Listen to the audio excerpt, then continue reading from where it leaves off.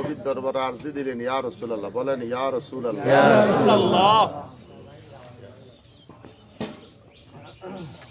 পুরা ঘটনাটা বললেন।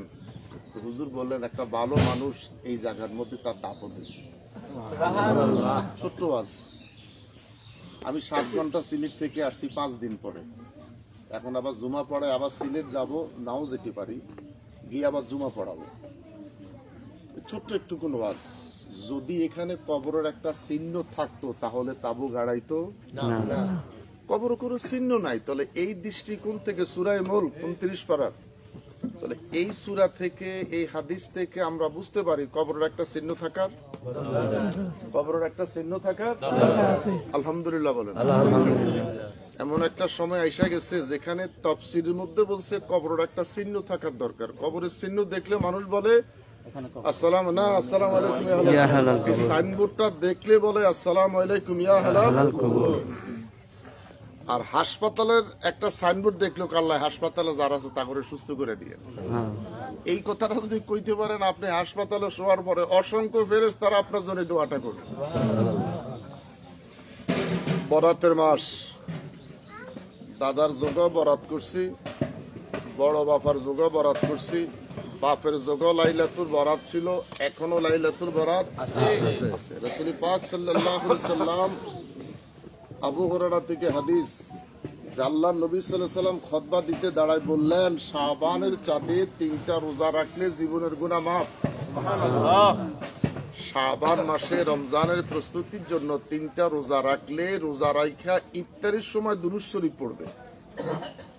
বলছে তোমাদের জীবনের গুনাহ মাফ, মরণের আগ পর্যন্ত রিজিকের অভাব আল্লাহ দূর করে দিবে। সুবহানাল্লাহ। আরেকখানে হাদিস, হুজুর সাল্লাল্লাহু আলাইহি সাল্লাম বলেন, রমাদানুল মুবারকের প্রস্তুতির জন্য রোজা 3টা কিন্তু নফল, রোজা 3টা। আরে ভাই, শবে বরাতের রোজার বিরুদ্ধে কেন আপনি সমাজে ফতোয়া দিচ্ছেন? ইন্নাল্লাযীনা ইয়াগুদ্দুনা আসওয়াতাহুম ইনদা রাসূলিল্লাহ উলাইকাল্লাযীনা ইমতাহানাল্লাহু কুলুবাহুম লিত্তাকওয়া। সুবহানাল্লাহ। অসংখ্য সমাজের মধ্যে তাকওয়াওয়ালা মানুষ আছে, নীরবে সোমবার রোজা রাখে, কেউ জানে না। অসংখ্য মানুষ আছে সমাজের মধ্যে, বৃহস্পতিবার রোজা রাখে, সমাজের কেউ জানে না। অসংখ্য মানুষ আছে সমাজের মধ্যে জুমার রোজা, মানে শুক্রবার রোজাটা রাখে জুমার রোজা। এর মধ্যে আমার তালিজি একজন, এর মধ্যে আমার তালিজি একজন। এরকম মানুষ রোজা রাখার মতন আছে না ভাই?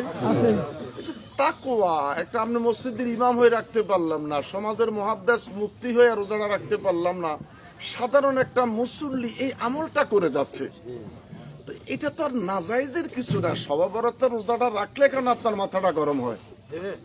রাসূল সাল্লাল্লাহু আলাইহি ওয়াসাল্লাম বলেন, শবে বরাতে তুমি 3টা রোজা নফল, কেন্দ্রীয় পরীক্ষার প্রস্তুতির জন্য টেস্ট পরীক্ষা, এই 3টা রোজা রাখলে কিয়ামতের দিন আল্লাহ পাক জান্নাতি উটে সাওয়ার করাইয়া হাসর মাসে প্রেজেন্ট করাবে। কিয়ামতের ময়দানে সমস্ত মানুষের সিনা বরাবর, মাথা বরাবর ওদের সিনা, পুরা হাসর ময়দানে একটা চিৎকার উঠবে, আল্লাহু আকবার, আল্লাহু আকবার। আর রবেরা কারা? আল্লাহ পাক দেখে বলবে, রোজার উদ্দেশ্যে তারা শাবানের 3টা রোজা রাখছে।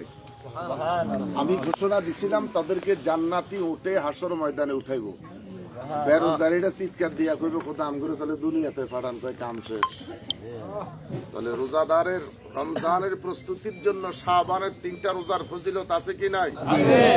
আম্মা জান, আরেকখানে হাদিস, আম্মা জান আয়েশা সিদ্দিকা বলেন, ঘুমিয়েছিলাম, ঘুম থেকে সজাগ হয়ে হাত নাড়াচাড়া করে রসুলকে পাচ্ছি না, বেড সুইচ নাই। জানেন এখানে এমন কোন মানুষ আছেন কিনা 45 বছর আগে সেহরির সময় বাতিটা পর্যন্ত কাকার ঘর থেকে জ্বালাইয়া ধারালছি? কারো মনে আছে? যে কাকিমা সেহরি খাওয়ার সময় এসে বাতিটা জ্বালিয়ে দেন, এরকম কথা কি কারো মনে আছে? যে এক সময় ঘরের বাতিটা পর্যন্ত আমরা আরেক ঘর থেকে জ্বালাইছি। তো আম্মা জান আয়েশা সিদ্দিকা বলেন, আমি হুজুরকে পাচ্ছি না, উঠে বসে একটু হাতটা খোঁজাখুঁজি করতেছি, হুজুরের মাথা মুবারকের মধ্যে আমার হাত পড়েছে, হুজুরের পিঠ মুবারকে হাত পড়েছে, লম্বা সেজদা দিয়ে আল্লাহর নবী পড়ে আছে। আসসালাতু ওয়াসসালামু আলাইকা ইয়া রাসূলুল্লাহ। হুজুর সালাতু তাসবিহতে এত লম্বা সেজদা দিতে আপনাকে দেখি নাই, এটা কোন নামাজ পড়লেন? হুজুর বললেন, নামাজ নয়, আমি সেজদায় পড়ে আছি। এটা শবে বরাতের মাস, এটা শাবানের মাস, আমি সেজদার মধ্যে পড়ে আছি। আমার উম্মত যেন সেজদা না বলে, এই সেজদারত অবস্থায়, দোয়ারত অবস্থায় সমস্ত বন্দিগিটা যেন আল্লাহর দরবারে পৌঁছে যায়। তাহলে ইনশাল্লাহ আমরা শবে বরাত পালন করব। ইনশাল্লাহ আমরা শবে বরাত পালন করব। আসতেছে সিয়াম সাধনার মাস, 20 রাকাত তারাবি পড়বো। কয় রাকাত ভাই? 20 রাকাত। সমাজের মধ্যে কম বয়সী কিছু আলেম ওলামা এসে ঢুকে এগুলি ঠাস করে ফতুয়া দেয় 8 রাকাত নামাজ। এই 8 রাকাতের ফতুয়া দিলে কম বয়সী ছেলেগুলি এই মুলুবির ফিস ধরে। মানে এর ফিস ধরার উদ্দেশ্য হলো এই হঠাৎ করে আইসা 6-7 মাসে এক কিটা ধাক্কায় 12 রাকাত কমাই লেছে। কত রাকাত কমাইছে? 12 রাকাত কমাই লেছে। এরে যদি কোন রকম সমাজে 1 বছর রাখতে পারি, 100 বেডের সুন্নত না পড়লেও চলবে। আমরা আহলে সুন্নাত ওয়াল জামাতের মতাদর্শের মানুষ, আজীবন 20 রাকাত তারাবি পড়ছি, এখনো 20 রাকাত ইনশাআল্লাহ পড়া করে বলে ইনশাআল্লাহ। আলোচনা শেষ। ইতাতুত তাআম। আজকে আমার ভাইয়েরা বাবার ঈসালে সওয়াবের কথা স্মরণ করে মেহমানদারির আয়োজন করছে। আল্লাহ রসুল বলছেন উত্তম সওয়াব মানুষকে মেহমানদারি করা। যদি মাদ্রাসায় পাঠাই দিত, 1 শ্রেণীর আলেমেরা সমাজের মানুষকে খাওয়ায় না, মাদ্রাসা দিয়ে দাও। যদি মাদ্রাসা দিয়ে দিত, এই সমাজের মানুষগুলি খানা থেকে মাহরুম হতো। যদি মাদ্রাসায় দিয়ে দিত, তাহলে সমাজের গরিব গুনা খাওয়া থেকে কি হইতো? মাহরুম হতো। আজকে কাকে খাবে? বিড়ালে খাবে, হাড়গুলি কুকুরে খাবে, হাড়গুলি যেখানে খেতে পারতেছে না ওখানে পিপিলিকা 2টা খাবে। এই জন্য রাসূল সাল্লাল্লাহু আলাইহি ওয়াসাল্লাম বলছে হাড় তোমরা পানিতে ফেলো না, শুকনো স্থানে রেখো। ওটা ফেলে দিলে বিড়ালে চাটবে, কুকুরে চাটবে, ওদের খাওয়ার পরে যেখানে আর কেউ যেতে পারবে না ওখানে পিপিলিকা যাবে। তাহলে পিপিলিকার দোয়া, কাকের দোয়া, হাড়ের দোয়া, ইঁদুরের দোয়া, আমাদের দোয়া সবগুলি একসাথ করে যার জন্য ইসালে সওয়াব, তার কবরে আল্লাহ প্রমোশন দিয়ে দেয়। অন্যান্য কবরবাসী জিজ্ঞাসা করে হঠাৎ করে তোমার কবরে আজকে প্রমোশন করে? আমি আওলাদ রেখে এসেছি, নেক আওলাদ। আমার আওলাদ সমাজের দরি গরিব কোনো ভেদাভেদ নাই, সবাইকে দাওয়াত করে কিছু মেহমানদারি করাইতেছে। এই মেহমানদারির আগে আফজালুল ইবাদাতি তেলাওয়াতুল কোরআন, কোরআন শরীফ তেলাওয়াত হয়েছে। আফজালু যিকরুল্লাহ, এখানে জিকির হয়েছে। এখানে মিলাদে মুস্তাফা হয়েছে। এরপরে মানুষদেরকে মেহমানদারি করেছেন। অন্যান্য কবরবাসী ডেকে বলে আফসোস, আমার সন্তান যদি আমার জন্য একটু আয়োজন করত। সুবহানাল্লাহ বলে। কেমনে বুঝাইতাম? নতুন নতুন শ্বশুর বাড়ি গেলে মিষ্টি নেয়, তো মাই কি করে আশেপাশের ঘরে 2, 4, 5, 7টা করে মিষ্টি পাঠায়। তো ছোট ভাই বোন কো আম্মু এত বেশি দাও কেন? 1টা 2টা দিলে না, মা কো না ওদের ঘরে বেশি দিতে হয়। তাহলে বলবে আমাদের জামাই কত মিষ্টি জানি আনছে। সমস্ত ঘরে দেওয়ার পরে নিজের ঘরে কিছু রাখে, সবাইকে খুশি রাখে। ঠিক কবরবাসী ডাক দিয়া বলে তোমরা মাহরুম হইও না, আমার আওলাদ দোয়ার আয়োজন করছে, হাদিয়াটা তোমরাও পাইবা। আল্লাহ এই কবরের আযাব মাফ করে দাও, এই কবরের আযাব মাফ করে দাও। আখাস সুল খাস আমার বাপেরে মাফ করে দাও। আগে কার কথা কয়? পুরা কবরবাসী আগে কার কথা বলে? আল্লাহ এলাকার কবর আযাব মাফ করে দাও, এই গুরুস্থানের কবর আযাব মাফ করে দাও। আখাস সুল খাস আমার আব্বা। কথা বলেন ঠিক কিনা? উনি বলে আগে তোদেরকে হাদিয়া দিবে, আগে তোদেরকে হাদিয়া দেওয়ার পরে পরে আমাকে হাদিয়া দিবে, কিন্তু আয়োজনটা আমাকে উপলক্ষ করে।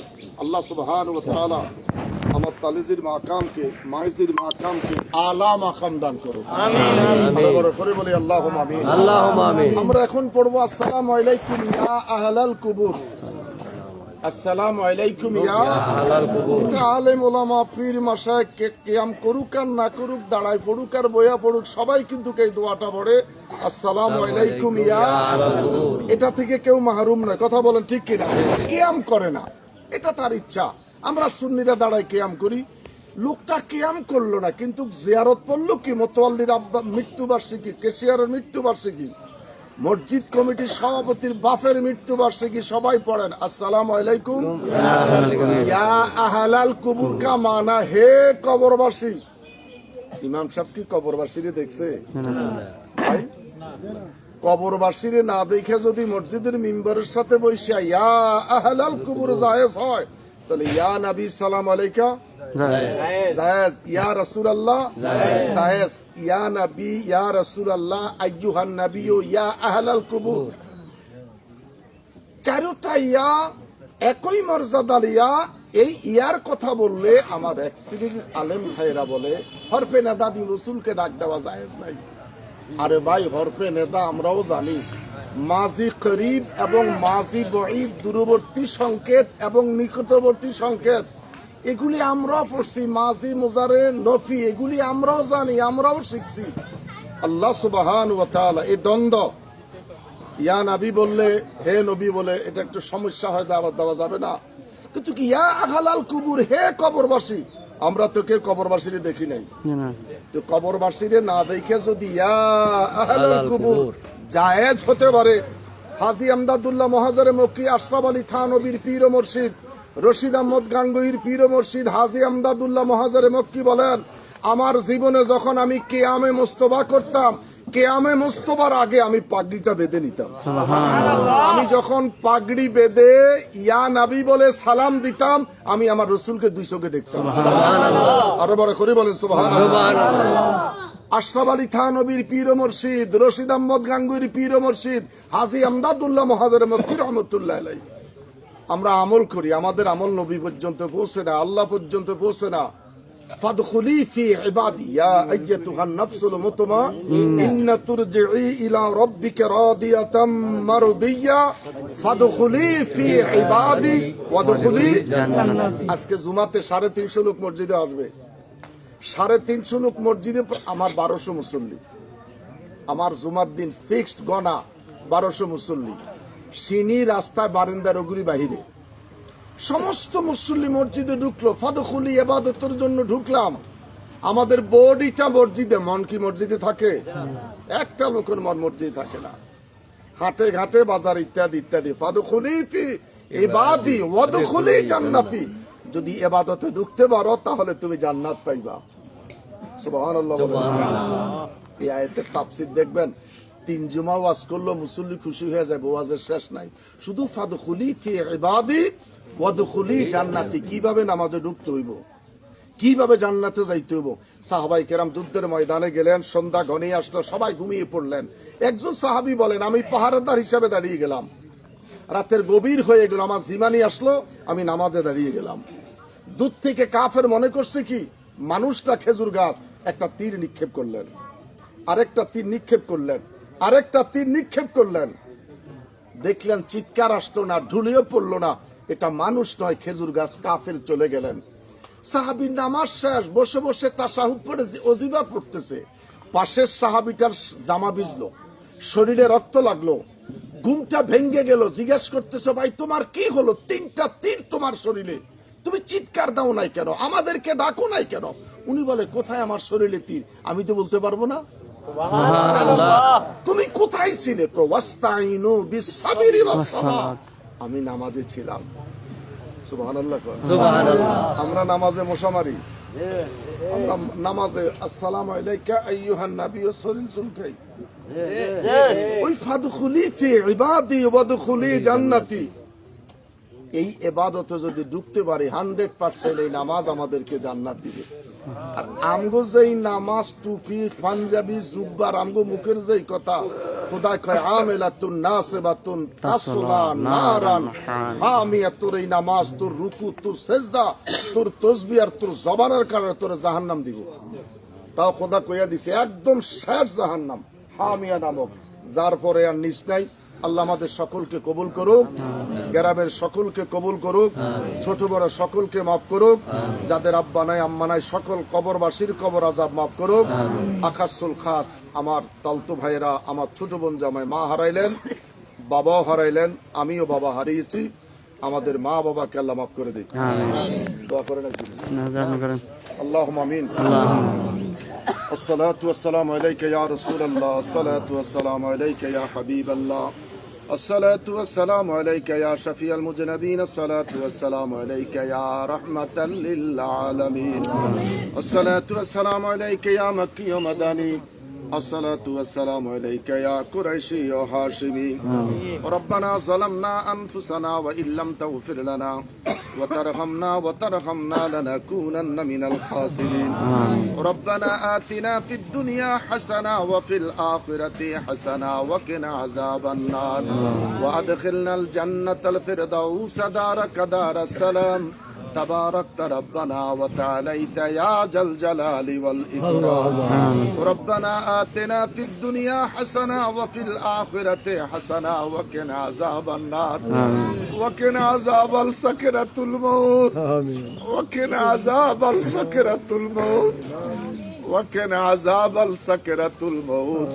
وقنا عذاب القبر وقنا عذاب الحشر وقنا عذاب اليوم القيامة اللهم اغفر لي حينا وميتنا وشاهدنا وغائبنا وصغيرنا وكبيرنا وذكرنا وأنثانا اللهم من أحييته منا فهي للإسلام ومن توفيته منا فتوفه على الإيمان برحمتك يا أرحم الراحمين ربنا اغفر لي ولوالدي وللمؤمنين يوم يقوم الحساب رب ارحمهما كما ربياني صغيرا رب ارحمهما كما ربياني صغيرا তিলাওয়াতে কালামে পাক কবুল করেন আমিন মিলাদ ও কিয়াম কবুল করেন জিকরুল্লাহ জিকরে মুস্তাফা কবুল করেন স্বল্প সময় দুটি কথা আলোচনা করলাম কবুল করেন আল্লাহ আমাদের জীবনের গুনাহগুলি maaf করে দেন হাদিয়া সোনার মদিনায় কবুল করেন আম্বিয়া আলাইহিস সালাম শুহাদায়ে কারবালা পাক পাঞ্জাতনের কদমে কবুল করেন চার তরিকার ওলি মাযহাবের ইমামদের কদমে কবুল করেন বাবা আদম মা হাওয়া থেকে আজ পর্যন্ত যারা কবরে সকলকে maaf করে নাও আল্লাহ আমরা যারা হাত তুলেছে আমাদের যাদের আব্বা নাই আমাদের যাদের মা দুনিয়ায় নাই আল্লাহ আর বাবাই কোনদিন জয়নাল বলে ডাক দিবে না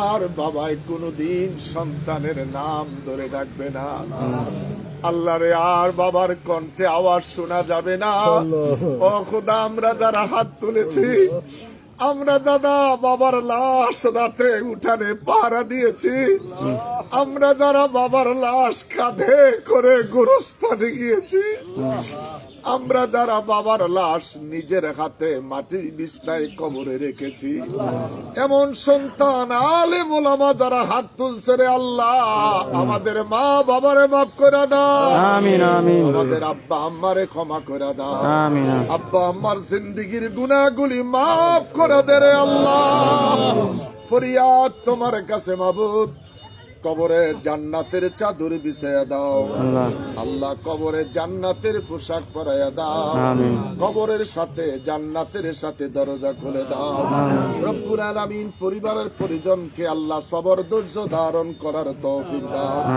ইয়া মুকাল্লিবাল কুলুব সাব্বিত কলবি আলা দীনিকা আওয়াজ করি বলি ইয়া আল্লাহ আমাদের অন্তরটাকে দ্বীনের জন্য পরিবর্তন করে দাও আমাদের অন্তরটাকে দ্বীনের জন্য পরিবর্তন করে দাও আল্লাহ আমাদেরকে নামাজি বানায়া দিও আল্লাহওয়ালা বানায়া দিও ওলির খাতায় নাম উঠায়া দিও সন্তান যদি 5 ওয়াক্ত নামাজি হয়ে যায় 5 বার বলবে রব্বির হামহুমা কামা রাব্বায়ানি বুলবুলে বাগে মদিনা কুররাতুল আইনে রাসূল या नबी बी फातिमा खैरुन निसा की वास्ते आमीन सब तारीफ सब शुक्र है उस खुदा की वास्ते जिसने फायदा है किया है हमको उस मट्टी से सब दुरूद सब रहमत सब सलाम उसकी रसूल वो हबीब है उसका नबी पर तमाम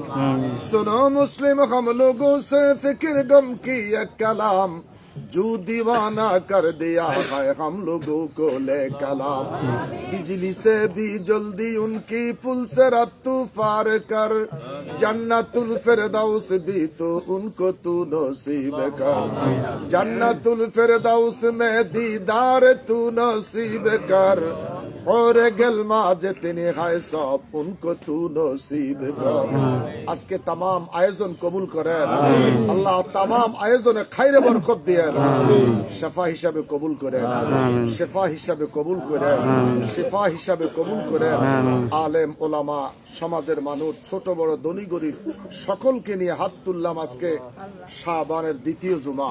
আল্লাহ একসাথে আমাদেরকে হাসন নসিব করে, একসাথে আমাদেরকে হাসন নসিব করে, একসাথে আমাদেরকে জান্নাতে থাকার তৌফিক। তুব আলাইনা ইয়া মাওলানা ইন্নাকা আনতাত তাওয়াবুর রহিম। আখির কালামুনা আনদাল মাউত শাহাদাতানা লা ইলাহা ইল্লাল্লাহ মুহাম্মাদুর রাসূলুল্লাহ সাল্লাল্লাহু আলাইহি ওয়াসাল্লাম। আসসালামু আলাইকুম ওয়া রাহমাতুল্লাহ।